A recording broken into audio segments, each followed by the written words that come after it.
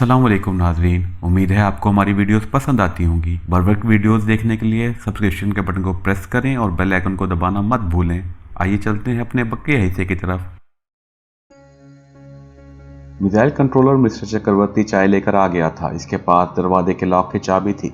इसको बाहर से घंटी दबाने की जरूरत नहीं थी। वो दरवाजा खोलकर अंदर आया तो इसके हाथों में चाय से भरे हुए मग थे। मैंने जल्दी से उठकर एक मग ले लिया और बंगला दबान में कहा, मिस्टर चक्रवर्ती, मैंने तुम्हें बड़ी तकलीफ दी है। तबियात का लायक तरीन बंगाली साइंसदान चक्रवर्ती बच्चों की तरह हंसने लगा। नहीं नहीं बाबू साहब, हमको तो खुशी होती है। हमारा जी भी इसी वक्त चाय पीने को बहुत चाह रहा था। वो रात 2 नवंबर की थी। मैं थोड़ी देर चक्रवर्ती के साथ बैठकर कलकत्ते की बातें करता रहा। वो कलकत्ते का रहने वाला था। हॉस्टल में मैं वापस आकर अपने मंसूबे पर गौर करने लगा कि अब क्या करना चाहिए। मेरा मिशन शुरू हो चुका था। मुझे जो कुछ करना था वो मैंने अपने देहन में तय कर लिया था और सो गया। मैंने 7 नवंबर का दिन बीच में डाला और 8 नवंबर की सुबह को ट्रेन में सवार होकर बाल ठाकरे से मुलाकात करने मुंबई की तरफ रवाना हो गया। ट्रेन में मैं इसलिए जा रहा था कि मजीद कुछ वक्त बाल ठाकरे से दूर रहकर गुजारना चाहता था। 9 नवंबर की सुबह को मैं मुंबई में था। बाल ठाकरे जी को अपने आने की इत्तला दी। इसने इसी वक्त बुला लिया। मैंने टैक्सी पकड़ी और इस इंतहा पसंद हिंदू मुसलमान के दुश्मन और शिवसेना के सबसे बड़े और बाअसल लीडर बाल ठाकरे की कोठी पर जा पहुंचा। बाल ठाकरे के मुलाजिम ने मुझे लीडर के खास वेटिंग रूम में बैठा दिया। दिन के 11 बज रहे थे। 15-20 मिनट तक मैं बैठा रहा। मुझे मालूम था कि बाल ठाकरे किसी को भी इंतजार कराए बगैर नहीं मिलता, ख्वाह कितना ही इमरजेंसी काम क्यों ना हो। मैंने इसके खास ड्राइंग रूम में जाकर हाथ बांध कर प्रणाम किया। इसने मेरी तरफ देखते हुए भवें चढ़ाते हुए पूछा, तुम्हारा राम नाम का तिलक कहाँ गया धर्मचंद? मैंने कई रोज से माथे पर तिलक नहीं लगाया था। जलंधर में मुझे इसकी जरूरत नहीं पड़ी थी। मैंने कानों को हाथ लगाकर माजरत पेश की और कहा, सेनापति जी, मैं अपना काम में इतना मगन था कि तिलक लगाने का भी होश नहीं था। चक्रवर्ती के बारे में बताओ, तुमने क्या प्रोग्रेस की है? कोई सबूत मिला? धर्मचंद, इस शख्स को पकड़ने के लिए मुझे सॉलिड किस्म के प्रूफ की जरूरत है ताकि मैं ओपोजिशन के सामने रक्षा मंत्री को लोकसभा में सबके सामने दलील कर सकूं। ये चक्रवर्ती रक्षा मंत्री का बांजा है। मैंने इसका पूरा बायोडाटा हासिल कर लिया है। मैंने कहा, महाराज जी, वो जल्द सबूत भी मिल जाएगा। मैं अब सबूत हासिल करने के पीछे ही लगा हूँ। चक्रवर्ती बड़ा चालाक आदमी है। अपने फ्लैट में किसी से खुफिया बात नहीं करता। इस रोज इसने पेमेंट की बात की थी। इसके बाद एक औरत इसके फ्लैट में आई। मैं अपने कंट्रोल रूम में कान लगाए बैठा इनकी बातें स्पीकर पर सुनता रहा। दोनों बंगला में काफी देर तक रिश्तेदारी, झगड़ों और जमीलों की बातें करते रहे। आखिर में औरत ने चक्रवर्ती से कहा कि किसी आदमी ने मेरे घर फोन किया था कि मिस्टर चक्रवर्ती से कहें कि हमें स्पॉट पर आज रात मिलें। मैंने इससे कहा, तुम खुद फोन क्यों नहीं कर लेते? वो बोली, चक्रवर्ती बाबू का फोन खराब है। इसके जवाब में चक्रवर्ती ने घबराई हुई आवाज में कहा था, इसने तुम्हें क्यों फोन किया? वो एक पागल आदमी है। मुझे फोन करके ही कहता रहता है कि स्पॉट पर मिलो। अब फोन करे तो उसे झिड़क देना। ये बातें सुनने के बाद मैंने 2 रातें मिस्टर चक्रवर्ती की निगरानी की कि वो किस खुफिया स्पॉट पर किसी एजेंट से मिलने जाता है या नहीं, मगर वो अपने फ्लैट से बाहर तक नहीं निकला। शायद इसने एजेंट को सख्ती से डांट दिया था कि इसके रिश्तेदार औरत के घर क्यों फोन किया। बाल ठाकरे मेरी बात बड़े गौर से सुन रहा था। कहने लगा, तुमको चाहिए था कि खुफिया पुलिस का कोई आदमी इसके पीछे लगा देते जो रात के वक्त इसकी निगरानी करता। मैंने बड़े अदब से कहा, महाराज, ये नाजुक मामला है, मैं किसी पर भरोसा नहीं कर सकता। चक्रवर्ती को अगर पता चल जाता कि रात के वक्त इसकी निगरानी हो रही है तो वो इस कदर मोहतात हो जाता कि मेरे लिए कोई सुराग लगाना दुश्वार हो जाता। बाल ठाकरे अपने बालों में उंगली फेरने लगा। जब वो किसी गहरी उलझन में होता था तो अपने चमकीले स्याह बालों में इसी तरह उंगलियां फेरता था। कहने लगा, अब तुम यहाँ मुंबई में आ गए हो, पीछे चक्रवर्ती की निगरानी कौन करेगा? मैंने अपने मुंबई आने का जवाब पेश करते हुए कहा, महाराज जी, मुझे एक खास जरिए से इतला मिली है कि मुंबई के मेरीन ड्राइव वाले इलाके में सब्ज रंग की एक 3 मंजिला इमारत है जहाँ एक कश्मीरी फोटोग्राफर रहता है। चक्रवर्ती को कभी कभी इसका भी फोन आता है। आपको तो मालूम ही है कि कश्मीर में हमारी सेना लड़ रही है। ये कश्मीरी भी कोई मुजाहिद ही हो सकता है। बस मैं इसका सुराग लगाने भी यहाँ आया हूँ। कुछ आपके दर्शन भी जरूरी थे ताकि जो बातें फोन पर नहीं हो सकती जबानी हो जाए। बाल ठाकरे ने पूछा, तुम कितने दिन मुंबई में ठहरना चाहते हो? हमें ज्यादा दिन चक्रवर्ती से दूर नहीं रहना चाहिए। मैं जहन में सारा हिसाब लगाकर आया था। इस रोज 9 नवंबर का दिन था। दूसरे दिन यानी 11 नवंबर की रात 10:30 बजे मिसाइलों के जेर जमीन अड्डे के अंदर जोरदार धमाके होने थे। इस धमाके की खबर यकीन तौर पर इसी रात को ही खबरों में नशर हो जाती और बाल ठाकरे को तो धमाका होने के फौरन बाद ही पता चल जाना था। बस मैं एक ही दुआ बार बार अपने खुदा से मांगता कि मेरी कोई इंसानी गलती मुझे धोखा ना दिए जाए। मैंने बाल ठाकरे के सवाल का जवाब देते हुए कहा, सेनापति जी, मैं ज्यादा से ज्यादा 2 दिन यहाँ रुकूंगा। इसी दौरान मेरीन ड्राइव वाले कश्मीरी फोटोग्राफर की खोज लगा लूंगा और आपको मुकम्मल रिपोर्ट दूंगा। बाल ठाकरे पर मेरी कारकर्दगी का बड़ा असर पड़ चुका था। हकीकत ये थी कि मेरी कारकर्दगी अभी तक मेरे हक में ही कामयाब रही थी। इससे भारत के इन फिरौनों को ना कोई फायदा पहुंच सका था और ना मैं कोई फायदा पहुंचाने की सोच सकता था। लेकिन बाल ठाकरे की तरह मैंने इस दुश्मन पाकिस्तान को अपनी बातों से मुतासिर किया हुआ था। मैंने वादे तौर पर महसूस किया था कि वो मुझे अपने दीराना साथी मराठा लीडर बालाजी शिवाजी राव से ज्यादा अहमियत देने लगा है। इसने कहा ठीक है, तुम ये काम करके ही यहाँ से जाना। अगर वो फोटोग्राफर यहाँ मौजूद हुआ तो मैं इसे फौरन अगवा करवा कर अपने ट्रेनिंग सेंटर पहुंचा दूंगा। वहां खुद इससे पूछ कुछ कर लेंगे कि चक्रवर्ती से इससे क्या ताल्लुक है। तुम अभी मेरीन ड्राइव जाकर इसका सुराग लगाओ। तुम्हें अगर पैसों की जरूरत हो तो बता देना। मैं भी सिर्फ दुश्मन इस्लाम के सर पर शाह खर्चियां करना चाहता था। मैंने कहा वैसे तो मुझे जाती खर्च की परवाह नहीं, लेकिन किसी वक्त कोई भी अचानक जरूरत पड़ सकती है, इसलिए ऑफिस सेक्रेटरी से कहकर रकम दिलवा दें तो बेहतर है। पाल ठाकरे ने इसी वक्त डायल पर शिवसेना के ऑफिस का नंबर घुमाया और ऑफिस सेक्रेटरी से कहा, धर्मचंद आ रहा है, इसे पार्टी के स्पेशल अकाउंट में से 5,000 रुपए निकलवा कर दे दो। पाल ठाकरे ने फौरन रिसीवर रख दिया, मेरी तरफ गहरी नजरों से देखा और बोला, ऑफिस में जाकर पैसे ले लेना और किसी चीज की जरूरत हो तो मुझे फोन कर देना। मैंने उठकर इसके पांव छुए, पर नाम के उल्टे पांव वहां से निकल गया। शिवसेना के ऑफिस में गया। ऑफिस सेक्रेटरी एक नया मराठा आ गया था।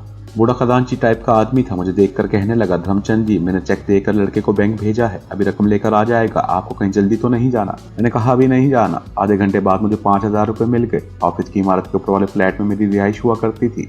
दोपहर के बाद वहां बालाजी राव मुझसे मिलने आया। बड़े तपाक से मिला। कहने लगा, तुम्हें भास्कर और पाटीकर वगैरह का पता चला? मैंने अनजान बनकर पूछा, क्यों, क्या हुआ इन्हें? इन्हें पिछले दिनों जलिंदर के मंदिर में किसी ने कत्ल कर दिया था। तुम जलिंदर में ही थे, तुम्हें मालूम हुआ? मैंने बड़े अफसोस का इजहार करते हुए कहा, मुझे बड़ा अफसोस हुआ यह दर्दनाक खबर सुनकर। मैं कुछ रोज के लिए जलिंदर से बाहर गया हुआ था। किसी ने जिक्र जरूर किया था कि जलिंदर के किसी मंदिर में 3 शराबियों का कत्ल हो गया है, मगर मुझे ख्याल तक न आया कि हमारे आदमी भास्कर, पाटीकर और शिवा भी हो सकते हैं। आखिर किसने कत्ल किया इन्हें? बालाजी बोला, कुछ पता नहीं चल सका अभी तक। मेरा तो ख्याल है पीने पिलाने वाले आदमी थे। मुझे जरा सुनने भी जाते थे, किसी बाईजी के आदमी से झगड़ा कर बैठे होंगे, इसने मौका पाकर इन्हें मार दिया। इस किस्म के गलत कामों में यही अंजाम हुआ करता है। तुम सुनाओ धर्मचंद, आजकल जलिंदर में किस मिशन पर हो? यहाँ हमारे ट्रेनिंग सेंटर में इस वक्त कुछ औरतें भी दहशतगर्दी की ट्रेनिंग ले रही हैं। ये मुंबई की 2 तवाइफें हैं, इन्हें एड्स की बीमारी है। बाल ठाकरे ने इन्हें दहशतगर्दी की ट्रेनिंग देकर इसलिए भी पाकिस्तान भेज रहा है। ये पाकिस्तान में जाकर जगह जगह पाकिस्तानी नौजवान से जिनसी ताल्लुकात कायम करके एड्स की बीमारी फैलाएंगी। वो हंसकर बोला, भैया तुम्हें तो मालूम है हम पाकिस्तान को हर तरह से खत्म करना चाहते हैं। मैंने इसकी हाँ में हाँ मिलाते हुए कहा, बिल्कुल ठीक कहा, ये तवाइफें कहाँ से तलाश कर ली तुम लोगों ने? बालाजी हाथ झटक कर बोला, अरे धर्मचंद, साला बंबई में हर तीसरी तवाइफ को एड्स की बीमारी लगी हुई है।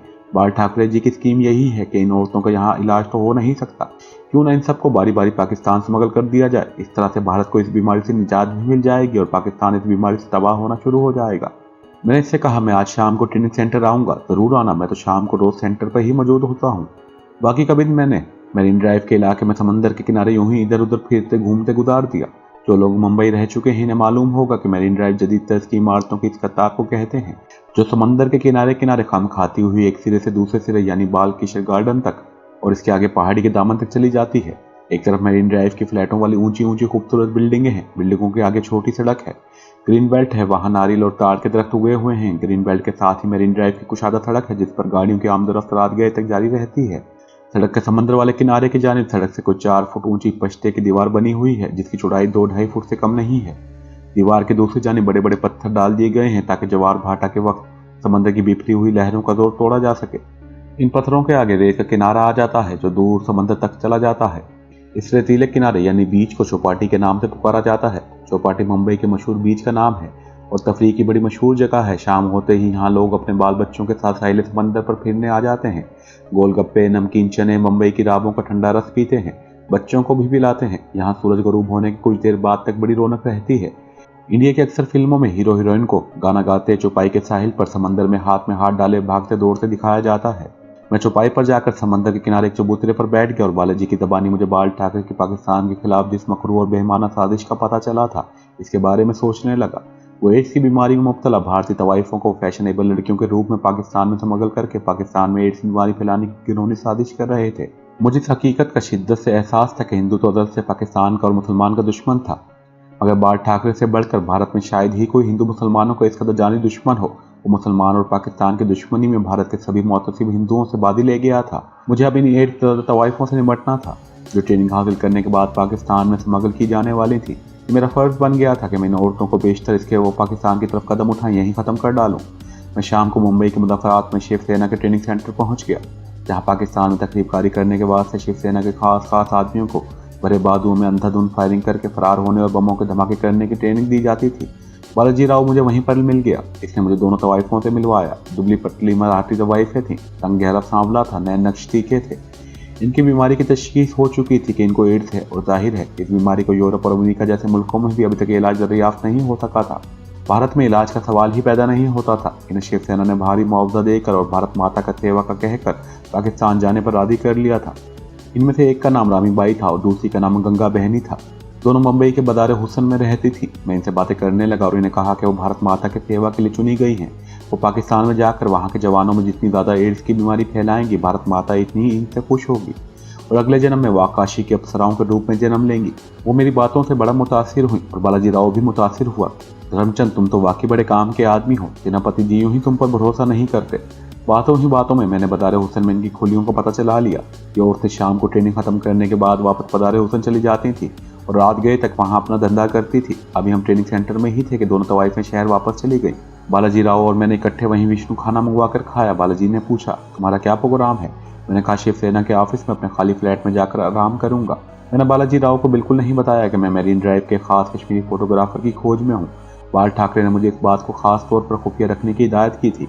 बालाजी राव अपनी गाड़ी में मुझे शिवसेना वाले फ्लैट पर छोड़कर चला गया। कमरे में आकर मैं सोचने लगा कि इन तवाइफों को किस तरह ठिकाने लगाया जा सकता है। सवाल इनको सिर्फ ठिकाने लगाने का नहीं था, मैं इन्हें रात के वक्त बड़ी आसानी से ठिकाने लगा सकता था, मगर असल मसला ये था कि इस तरह से बाल ठाकरे की साजिश का पूरा सद्देबाब नहीं हो सकता था। इनकी जगह कोई दूसरी एड्स ज़्यादा तवाइफें सामने आ जाती। मुंबई के बदार हुसैन में इस किस्म की एड्स ज़्यादा तवाइफों की कमी नहीं थी। मैं कोई ऐसी तरकीब सोचना चाहता था कि जिस पर अमल करने से सिर्फ ये दोनों तवाइफें ही हलाक ना हो, बल्कि इनकी मौत के बाद कोई दूसरी तवाइफ पाकिस्तान से स्मगल होने का नाम न ले।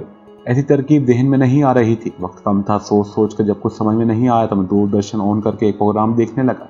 स्क्रीन पर कोई फिल्मी डांस दिखाया जा रहा था। अचानक मेरे दिमाग में एक तरकीब आ गई। इस वक्त मुझे यही एक तरकीब सबसे कारआमद लगी। मैंने इसी पर अमल करने का फैसला कर लिया। मैं दोनों तवाइफों में रामी बाई और गंगा बहनी से इनकी खुलियों का पता मालूम कर लिया था और मुझे ये भी मालूम था कि मुंबई का बदार हुसैन तो रात 12 बजे बंद हो जाता है, लेकिन मामूली दर्जे की तवाइफों की खुलियां वाला बदार हुसैन कभी बंद नहीं होता। शिवसेना के ऑफिस में खुफिया सेल था जहां भेस बदलने के साथ सामान और असला रखा जाता था। मैं 8 बजे रात नीचे ऑफिस में आया। दफ्तर बंद था, सिर्फ चौकीदार बैठा था। मुझे देखकर इसने बीड़ी फेंक दी और सलाम करके उठ खड़ा हुआ। मैंने कहा, मुझे एक टेलीफोन करना है, मेरा फ़ोन ख़राब हो गया है, दफ्तर का कमरा तो खोल दो। इसने फ़ौरन जेब से चाबियों का गुच्छा निकाला और दफ्तर की सीढ़ियाँ चढ़कर कमरे के दरवाजे का ताला खोल दिया और खुद बाहर जाकर स्टूल पर बैठ गया। इस पर मेरी शख्सियत का रौब था। इसने मुझे वहाँ एक दो बार खुद बाल ठाकरे के हाथ में हाथ डाले बातें करते देखा था। इसके अलावा बालाजी राव के साथ भी मैं दफ्तर में कई बार आता जाता दिखाई दिया था। दफ्तर के कमरे में आकर मैंने फ़ोन के डायल का यूं ही एक नंबर घुमाया और ऊंची आवाज़ में यूं ही हेलो हेलो करने लगा ताकि बाहर बैठा चौकीदार भी मेरी आवाज़ सुन ले। 3-4 मरतबा हेलो हेलो कहने के बाद मैं तेजी से दफ्तर के कोने में जो छोटा सा दरवाज़ा था इसे खोलकर भेस बदलने वाले कमरे में आ गया। इस कमरे की हर चीज़ मेरी देखी भाली थी। मुझे सिर्फ 3 चीज़ों की ज़रूरत थी जो मैंने पहले से सोच रखी थी। वो तीनों चीज़ें मैंने उठाकर जेब में डाली और बाहर निकलकर कमरे को बंद कर दिया। चूंकि ये कमरा ऑफिस के कमरे के अंदर था और ऑफिस को ताला लग जाता था, इसलिए छोटे कमरे को ताला नहीं लगाया जाता था। कमरे में आते ही मैंने रिसीवर उठाकर 2-3 बार ऊंची आवाज़ में हेलो हेलो कहा और फिर जोर से रिसीवर रख दिया। बाहर आकर चौकीदार से कहा, जहाँ मुझे फ़ोन करना था इनका फ़ोन भी नहीं बोल रहा, ताला लगा दो। जी मालिक। मैं सीढ़ियाँ चढ़कर अपने कमरे में आ गया। मेरे कमरे की सीढ़ियाँ दफ्तर के दरवाजे के हक में थी। ऊपर आकर मैं सफ़ेद कागज़ निकाल कर सामने रखा। काला मार्कर निकाल कर इस पर हिंदी में एक मुख्तसर सी इबारत बड़े बड़े लफ्ज़ों में लिख दी। हिंदी की ये इबारत मैंने जानबूझकर ख़राब खत बनाकर लिखी थी ताकि पढ़ने वाले को महसूस हो ये किसी मुसलमान ने लिखी है जिसको हिंदी लिखनी ज़्यादा नहीं आती। इबारत को सामने रखकर 2-3 बार गौर से पढ़ा। जब मैं इससे मुतमईन हो गया तो इसकी एक और नकल तैयार कर ली। दोनों कागज़ों के दरमियान में सुराख करके इनमें फाइलों को मजबूत धागा पिरो कर इसे इतना खुला रखा कि किसी इंसान की गर्दन में डाला जा सके। इस काम से फारिग होकर मैं दोनों कागज़ों को तह करके अपनी पुरानी जैकेट की जेब में डाल लिया। ये पुरानी जैकेट एक मुद्दत से मुंबई वाले फ्लैट में ही टंगी हुई थी। अब मैं इसे नहीं पहनता था। जब रात के ठीक 11:30 का वक्त हो गया तो मैंने कमरे की बत्ती बुझा दी। गुसल खाने में आकर गुसल खाने की बत्ती जलाई और वो 2-3 चीज़ें निकाल कर सामने रखनी जो मैं खुफिया लिबास वाले कमरे से निकाल कर लाया था। इनमें से एक उलझी हुई टाइप के बालों की एक विग थी। एक इसी रंग के बालों की घनी दाढ़ी थी जिनमें मूछें साथ लगी हुई थी। ये दोनों विगें बड़ी पायदार और मजबूत थीं और बिल्कुल असली बालों की बनाई हुई थी। ये बगैर गोंद के चेहरे के साथ इस तरह चिपक जाती थी कि 1-2 बार मामूली तरीके से खींचने पर अपनी जगह से बिल्कुल नहीं हिलती थी। ये वही विगें थीं जिन्हें लगाकर दहशतगर्द जरूरत के मुताबिक पाकिस्तान जाते थे। इसके बाद मैंने खद्दर का पजामा उतार कर पुरानी पतलून पहनी। शीशे में अपना हुलिया देखा। मैं बिल्कुल नहीं पहचाना जाता था। बिल्कुल भिंडी बाजार का कोई दादा गुंडा या मामूली लगता था। मैंने ऊपर जैकेट पहन ली और सबसे ज़रूरी चीज़ जो मैं खुफिया सामान वाले कमरे से उठाकर लाया था इसे जैकेट की जेब में से निकाला। ये नीले रंग की छोटी सी डब्बी थी। मैंने इसे खोलकर देखा। मेरा ख्याल था वो प्यादे रंग की गोलियों से भरी हुई होगी, मगर इसमें सिर्फ 5 गोलियां ही थी जो पानी में फौरन हल हो जाती थी। इनका कोई जायका नहीं था और बेदाग थी। पानी का रंग बिल्कुल नहीं बदलता था। ये बेहोश कर देने वाली गोलियां थी। एक गोली पानी में डालकर अगर इसका कोई एक घूंट पी ले तो 10 सेकंड में बेहोश हो जाता था। मैंने डब्बियों में से 2 गोलियां निकालकर जेब में रख ली। बाकी गोलियों को गुसल खाने के कम्बोर्ड में डालकर बहा दिया। डब्बी अपने पास ही रखी। मैं डब्बी वहां से काफी दूर जाकर वीरान इलाके में फेंकना चाहता था। रुमाल पहले से मेरे पतलून की जेब में मौजूद था। नायलॉन की सबसे रस्सी की पतली डोर भी मैंने जेब में रख ली थी। इस डोरी से मैं अपने टीची केस को बांध कर लाया था, जिसका बकल टूट चुका था और वो खुल जाता था। डोरी पतली मगर बेहद मजबूत थी। मैंने इसे गद भर काट लिया। जब मैं हर तरह से तैयार हो गया तो गुसल खाने की बत्ती को जलते रहने दिया। पतलून की पिछली जेब में 50-50 रुपए के 15 नोट मैंने पहले ही रख लिए थे। इन नोटों ने बड़ा काम दिखाना था। इसके बाद मैंने कमरे को ताला लगाया और दबे पांव सीढ़ियों उतरकर बाजार की दूसरी जानिब होकर यूं झूम झूम कर मजे ले लेकर सिगरेट सुलगाता हुआ चलने लगा, जैसे मैं कोई वाकई दादा मवाली हूँ। चौक में से मैंने एक टैक्सी ली और उसे फारस रोड चलने को कहा। मुंबई के बदार हुसन को फारस रोड कहते हैं।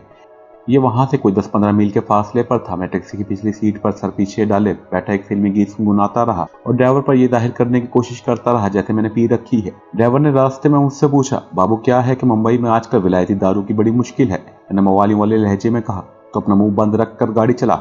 जेब में माल हो तो मुंबई में सब कुछ मिलता है साला क्या।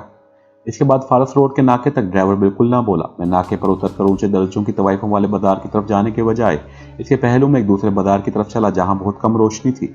यहाँ निचले दर्जों की तवाइफों की खुलियां थी। अक्सर खोलियां बंद थीं। मुझे तशवीश हुई कहीं गंगा और रामी बाई की खोलियां भी बंद ना हो। मैंने इनकी खोलियां देखी नहीं थी। मुझे इनका पता मालूम करना था। बाजार के नुक्कड़ में सिगरेट पान का खोखा था। वहां कुछ उबाश किस्म के लोग खड़े थे। मैंने इनसे रामी बाग और गंगा बहनी की खोलियों का पता पूछना मुनासिब न समझा। खोलियां साथ साथ बनी हुई थी। हर खोली के बाहर एक तवाइफ नीमारियां लिबास में खड़ी दरवाजे की चौखट में बैठी थी। खूब मेकअप थोपा हुआ था। मैं इसे थोपा ही हुआ कहूंगा क्योंकि वह लगा हुआ नहीं लग रहा था। मैं जरा दूर रहकर हर खोली को देखता चला जा रहा था। बाजार के आखिर में एक खोली के खुले दरवाजे में मैंने रामबाई और गंगा बहनी को देख लिया।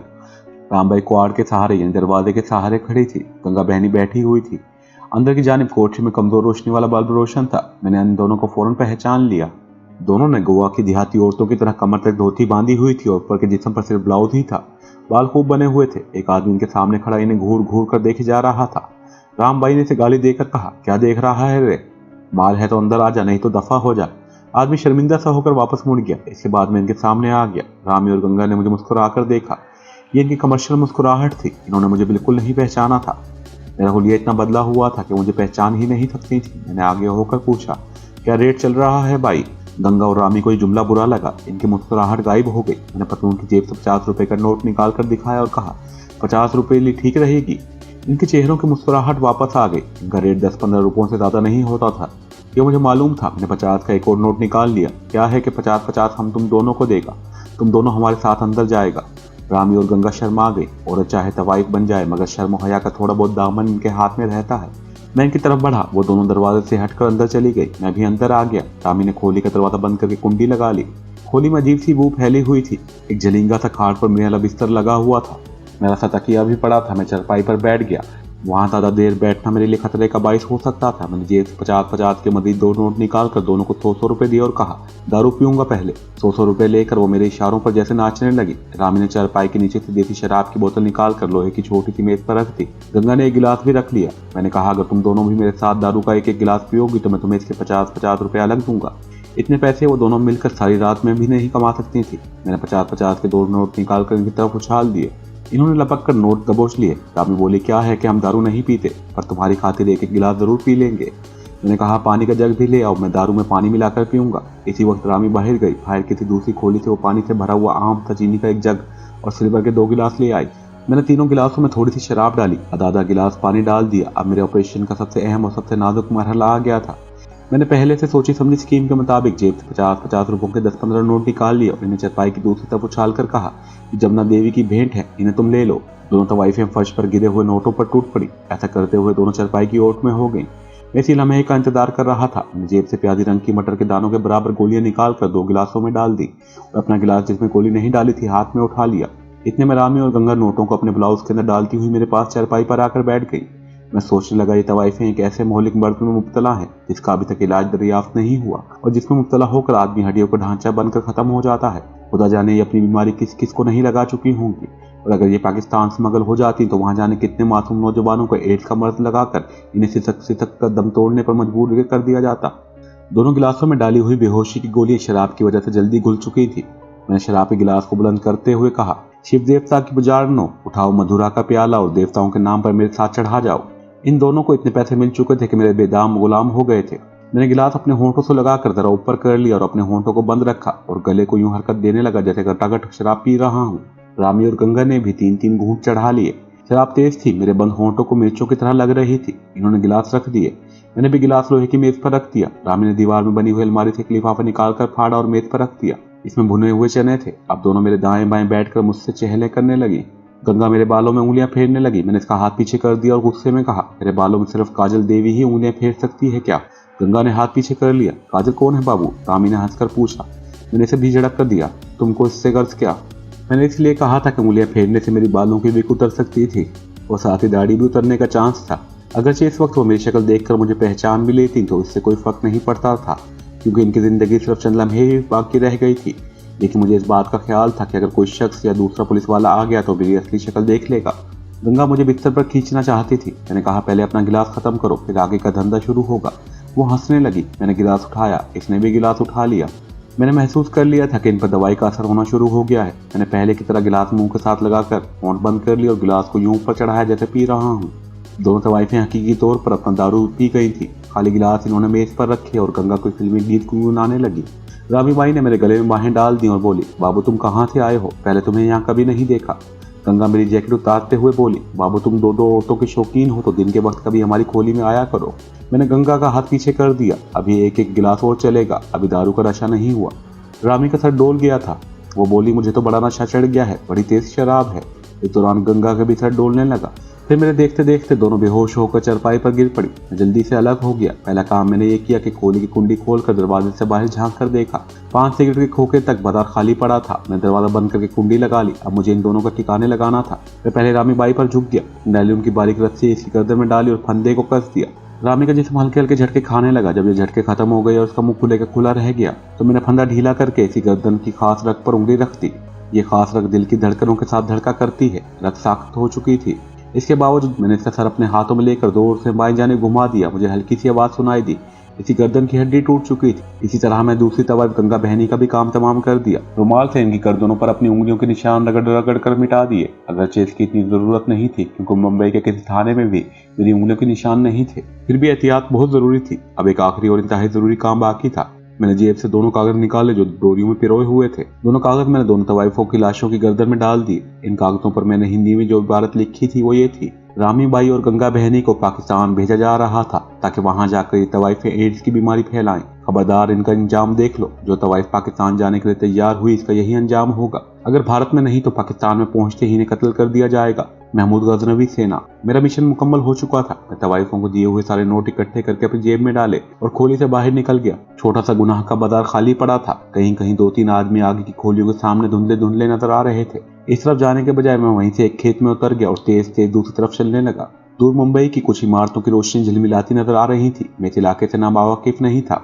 खेत खत्म हुए तो एक कचरे का मैदान आ गया। यहाँ से मैं एक सड़क पर चढ़ गया। अब मैं महफूज था। एक काली टैक्सी वाले को हाथ देकर रोका और शिवसेना के ऑफिस के बजाय इसके पीछे जो रॉयल ऑपेरा हाउस था, टैक्सी वाले को वहां चलने के लिए कहा।